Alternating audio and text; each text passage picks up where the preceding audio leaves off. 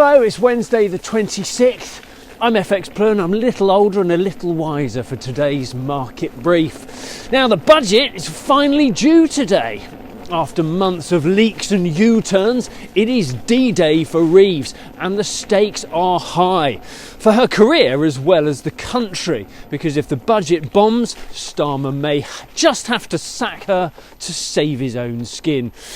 We can expect her to start with about £15 billion of sweeteners. She will likely scrap the 2-child benefit cap, freeze rail fares and cut 5% VAT on energy bills. But how is she funding the £20 billion black hole? Freezing income tax thresholds will drag about 2.5 million workers into higher bands, and that should raise a good few billion. She's after about £2 billion from the LLPs. Gambling taxes should be good for another £3 billion.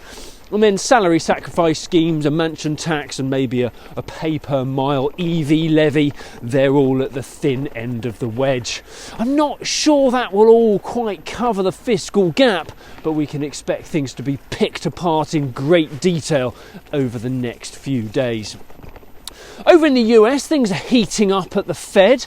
On one hand, you have challenges to monetary policy, where the votes are split as the Trump moles push for rate cuts. Powell's traditional focus on inflation first is being eroded by those loyal to Trump wanting rate cuts to support growth and employment.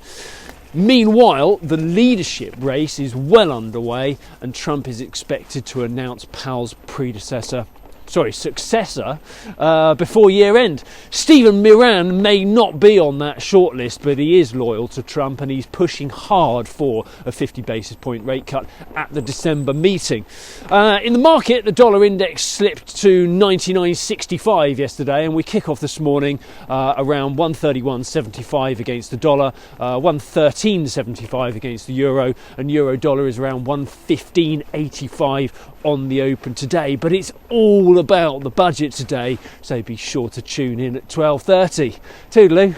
If you do not have a clue, then just tweet through and ask FxPlew.